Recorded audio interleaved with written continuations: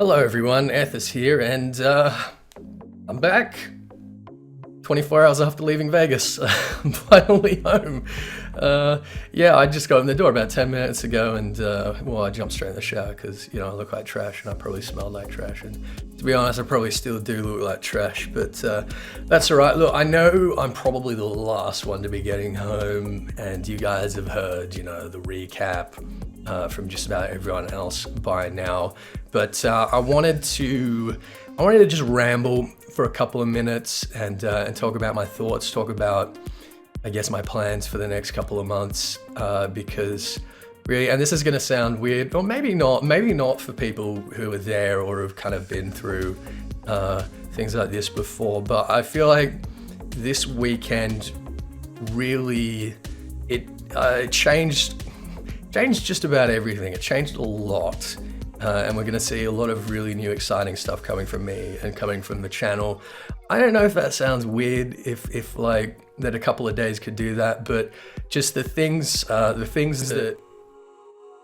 did, and the things that the people I got to spend time with, and the things that you guys were saying to me, and the gestures that you guys were making to me over the last 4 days or so, have really just I don't know. They've kindled something, they've lit a fire in me, and I'm really excited to get to work and carry that forward and kind of ride that wave as much as I can as soon as I go and get some sleep. But I really do want to get my thoughts down and get this straight out for you guys, because I know you haven't heard from me in a little while. You've been wondering what I'm up to, particularly if you don't follow me on Twitter. So yeah, for those of you who don't know, I'm sure you all do by now, I have just come back from the Final Fantasy XIV Fan Fest 2016, to which I was invited as a special guest on the graces of Mel, aka Raw Snacks, set up for me, and I've thanked her a few times, but a few times isn't really enough. So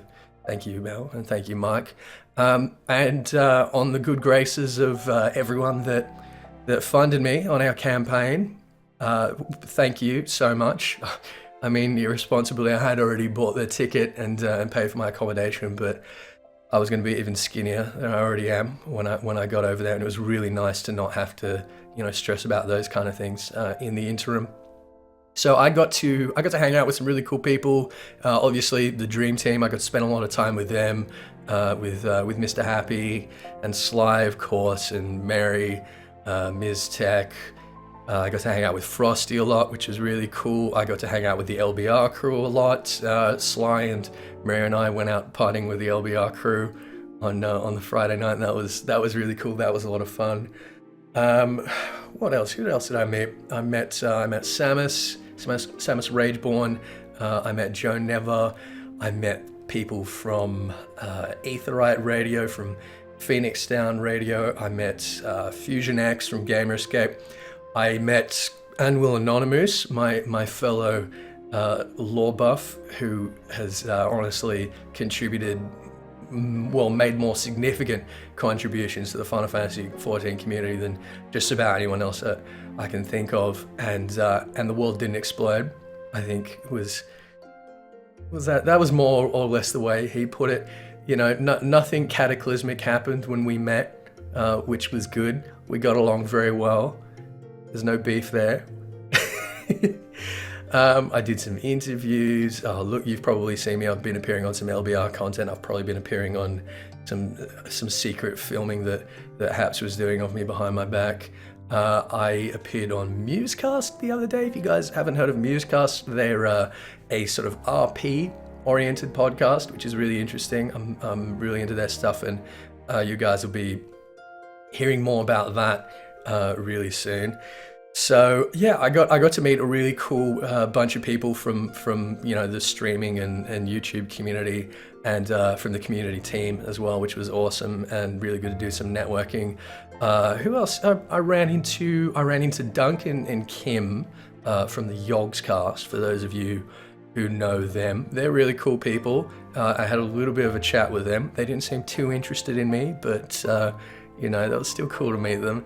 And we went out, had dinner, the whole Dream Team. We went out to some awesome Japanese place that Mike set up for us. And Northern Lion was there, which was wow. I mean, that was like a little bit surprising to me. That was really cool. I've been following his stuff as well, and it was really cool to be able to, you know, share a meal with him and with everyone else, of course. But more importantly, I don't know, a lot of people were coming up to me and saying, hey, Ethys, have you done this event yet? Have you done that event yet? Have you done the battle challenge? Have you done the trial roulette? And pretty much what I was saying to everyone was like, look, I play Final Fantasy 14 every day at home. I don't need to come to Vegas to do that. The number of people that I got to talk to and hands I got to shake and photos I got to take with people, you know, even people asking for my autograph on like on their law books and stuff like that, which was just crazy. That just blows my mind. My handwriting's terrible. I don't know why you would ever want that. It was amazing, and it made me realize that I don't know, what I have is not a fan base.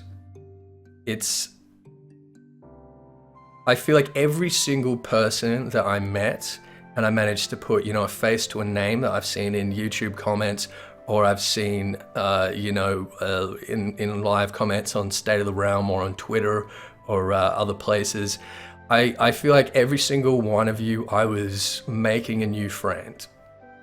And that's really, really overwhelming for me. The fact that everyone that consumes my videos, everyone that's into my work, they find me approachable enough that they're able to, you know, come up to me and have a conversation with me. You know, I was trying to make time, you know, at least 5 minutes or so for everyone that came and wanted to chat with me, because that's what I'm there for. And it just blew my mind, because me personally, I'm not the kind of person that can go up to someone that I respect, someone that I follow on, you know, YouTube or Twitch or whatever, and even ask for a photo. Like, I don't have the courage to do that. And the fact that you guys were so welcoming and so, I guess, so real with me, and got to have like some real conversations with me, that was just so awesome. So I seriously feel like I made like thousands of new friends this weekend. And that's awesome. You can tell I've been speaking the whole time because my voice is shot. This is not what I normally sound like. Anyway, so yeah, that as I was saying before, that was really just such a game changer for me. And I already feel like so driven every time I get to engage with you guys, you know, in the comments or on Twitter or in, you know, the few online spaces that we can interact. But when I get to have those conversations with people face to face, and I get to see my passion and my enthusiasm for this game and for this community reflected in the eyes and faces of all you other people, it's just I feel more inspired and driven than I have probably ever. It's probably been one of the most valuable experiences of my adult life, and I cannot thank you enough. The people that were there to meet me, the people that helped me get over there, the people that just watch my videos, you know, every day. You guys, yeah, it just means the world to me. And I know I'm rambling. I know I'm not really saying anything, just in a great many words. But I hope you understand what I'm trying to convey. Anyway, I figured, I mean, everyone's probably shown you like all the goodies and all the loot. So you guys probably already know we got some triple triad cards. I think there were more, but like I only got the original 5. So who have we got? We've got Senor Sabotenda, we've got Emmerich, we've got my man Goldbeard, we've got Izael. I'm holding up to the mic for some reason, because I like direct my voice at the mic. That's not where the camera is, Ethys. And of course, the lovely Julian. I know there are a couple of other ones that people were collecting by doing events and stuff like that. But like I say, I did not have time. I was just talking to people the whole time. It's what I was there for. That's what I found really rewarding. Now, actually, I'll come to the law book in a second. I'll show you guys my swag bag. This is what we all got, and like I say, you know, I'm the last person to get home, and everyone's already done summary videos. So I'm sure you guys have already seen all of this. Anyway, oh look, I got my lanyard there. There's my lanyard. I got a couple of pins. I got a Dragoon pin. I got a Phoenix Down radio pin. Ooh, is that a spoiler? That might be a spoiler, you guys. There's a bunch of people that I met that I'm going to be wanting to do content with. Where is the Crucible? New competitor to the Mithril Eye. You guys check that out. Where's the link? Hang on. Where is it? There it is. Oh, come on. Can we focus on that? Can we focus on that, please? Please! Logitech, please! Anyway, it's the Crucible, ffxiv.tumblr.com. Oh, there we go. It's like a, I don't know. It's like a journal, very much in the style of the Mithril Eye and the Raven, but produced by members of the community, and it's awesome. I know Koji Fox got a couple of these that he wants to be hanging around his office, so that was really cool. Anyway, to my swag bag, you guys have already seen. Here we go, ADS. Sorry, this is gonna be really loud opening this plastic. I'm gonna turn the volume down on this for a second. Come on.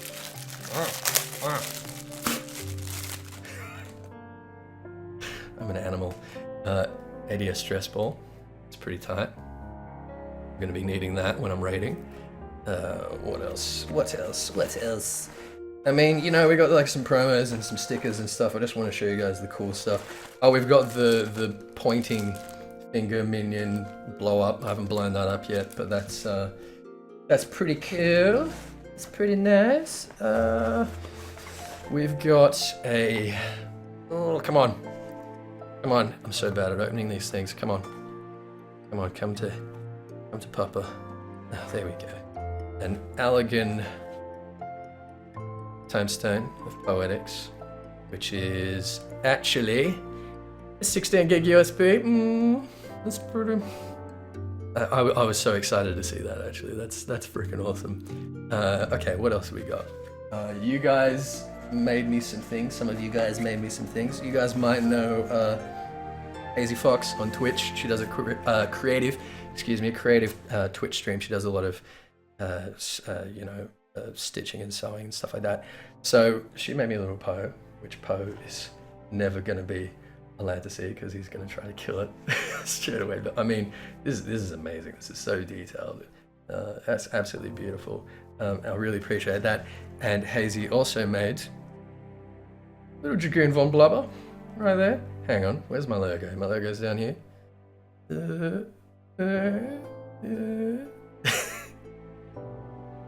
Anyway, that is awesome. God, you're so talented, Hazy. So thank you for that. There was another fan. I'm following you on Twitter, dude. I'm sorry, I don't have my Twitter in front of me right now, but you know who you are. Got me a one-player growler, which is a very Australian one-player growler, being a whole liter. So this is from 8-Bit Ale Works, which I believe. Actually, no, I don't remember where it was. Anyway, so this is a beer. It's a pale ale. It's called the White Mage. A growler is, as I understand it, basically a draft beer that's poured and then sealed and will last, a week or two. But I definitely didn't make it last a week. I made it last about, 4 minutes. It was delicious. It was really good. Thank you so much for that. I had to bring the bottle back with me as a memento. I love that. That's so good. I got some t-shirts and stuff, but they're all filthy and they need to go in the wash, so you guys will see me wearing them on stream and stuff. And finally, of course, I got my encyclopedia. I know they sold out very quickly there, and I know they sold out on. I assume it's on the Mog Station. They're selling online somewhere. It's got to be the Mog Station, right? Anyway, I know they sold out there almost immediately, and a lot of you guys missed out. I'm sorry about that. I'm sure they'll do a second print, but even if they don't. I got you. Don't worry, I got you, Baze. And I got a lot of plans for this baby. I'm gonna have to work very hard for this thing not to make me largely redundant because it's fantastic. There's so much stuff in here. Although Koji was telling us during the keynote that there are a couple of spelling mistakes here and there. There's a couple of spelling mistakes, and I mean, there's even some things that are just like demonstrably false. One in particular, I'll find for you guys, talking about the Lullafels. Where are we? Okay, here we go. Though their singularly business-minded nature can lead to them being perceived as greedy and calculating, few can find in their hearts to entirely dislike the Lalafell with their inherently bright and jovial nature. As such, examples of Lalafell being persecuted by other races are few and far between. I mean, come on, Koji. I know, like you're trying to break the stereotype, but that is just demonstrably wrong. We all hate potatoes, all right? Few and far between. Let me just read that again. Examples of Lalafell being persecuted by other races are few and far between. That's just false. So, I mean, there's going to be a couple of things like that in there. There are a couple of things that I've been very right about. You know, speculations that I've made that have been confirmed in there that I'm really excited about. But there are also, you know, a lot of places where I'm either not quite on point or I'm fairly far, like, you know, off point. Over there somewhere. I'm back there. That's off point for some reason. Anyway, so I've got one new series planned. One in particular to do with the book, where I'm going to go through and basically talk about all the things that I've speculated about in the past that we've now had some alternate confirmation on. So things that I've been wrong about. I need to come up with a good name for it. There's going to be, I'll come up with something funny for it. But yeah, I know like a lot of people are probably going to be looking back through my past videos already and being like, oh, Ethys, oh, you fucked up there. I'm going to get in first. I'm going to show you guys where I fucked up. I'm going to set the score straight, and we're going to have a lot of fun doing it. There's some really good ones in there. Yeah, I'm gonna get some mileage out of the book. Everyone's gonna get a mileage out of that book. It's not gonna have a huge impact on you know, most of my mainstays like my law tours and other things that I do. God, I haven't slept in days, guys. You can probably see that.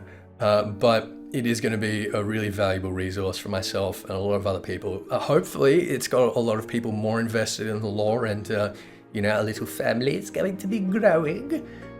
So that's really nice. A lot of people have been asking me what my favorite thing in here is so far, and honestly, there's so much. There's so much, you guys. I'll do a separate video on my thoughts on this tome when they're a little bit more collected. But there's that. And what else is there? What else is there to say? I know I've been saying this for months now, but we do finally have NBN available here, and I was trying to get it set up. That for people who don't know, it's the National Broadband Network. It's, you know, internet that is fast enough for me to be able to stream. So I have been working, like, the last couple of days before I left, I was working to get that set up. It seems like I should have that up and running. Excuse me, I'm totally losing my voice. I should have that up and running in the next few days. So I will be having a regular stream schedule. I'm thinking at the moment that I'm going to do at least like 3 or 4 nights a week, my time, Australian time, and as well as at least a couple of daytime streams for those of you who are overseas, particularly in the US, as I know a lot of you are. You will be able to catch me, you know, doing your prime hours at least a couple of times a week. I want to make sure that you guys can get in on that as well, and it's not just for the, you know, the 3 other Australians that play Final Fantasy 14. Although, I mean, there was a bit of a representation from Tonberry there, and that was cool to see. I got to meet some people that, you know, I've played with in game on Tonberry, and that was really cool. We haven't really talked about, you know, the content of the FanFest itself, actually. I mean, the keynote, we got our announcement of Bloodstorm. We got what looks suspiciously like a certain Scion in the trailer, and I have some ideas on that. I'm going to do a separate video on that, so I'm not actually going to speak too much about Stormblood. Did I say Bloodstorm? Stormblood. It's Stormblood. And the keynote speech just at this point, because I do want to get my thoughts a little bit more organized on that.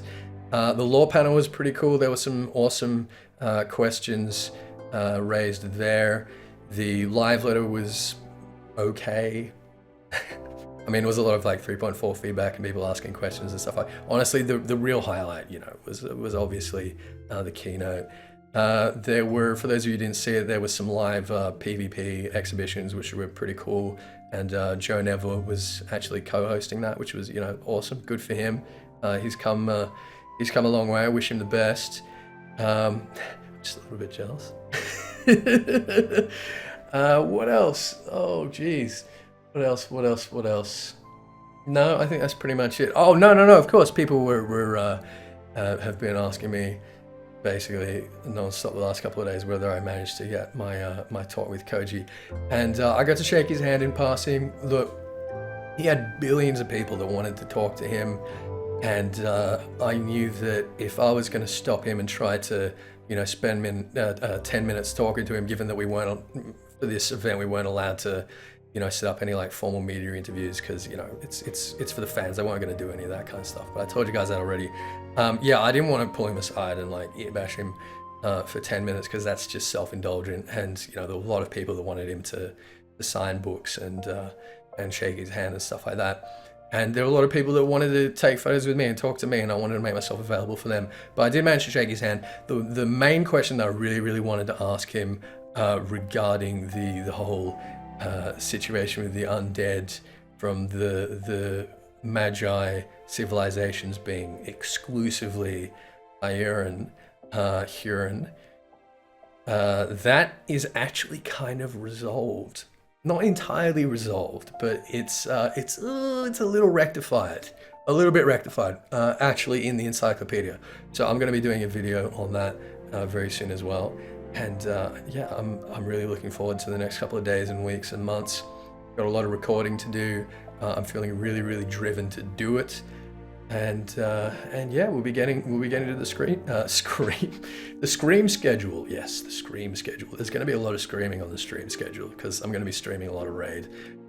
Anyway, thank you to everyone again. I'm sorry if I missed anyone. I mean, like, come on, you can see the bloody rings around my eyes. I'm deliriously tired right now. I'm probably going to edit this down a bit because I've been talking for like 23 minutes and I've said basically nothing. But I hope you guys get the idea.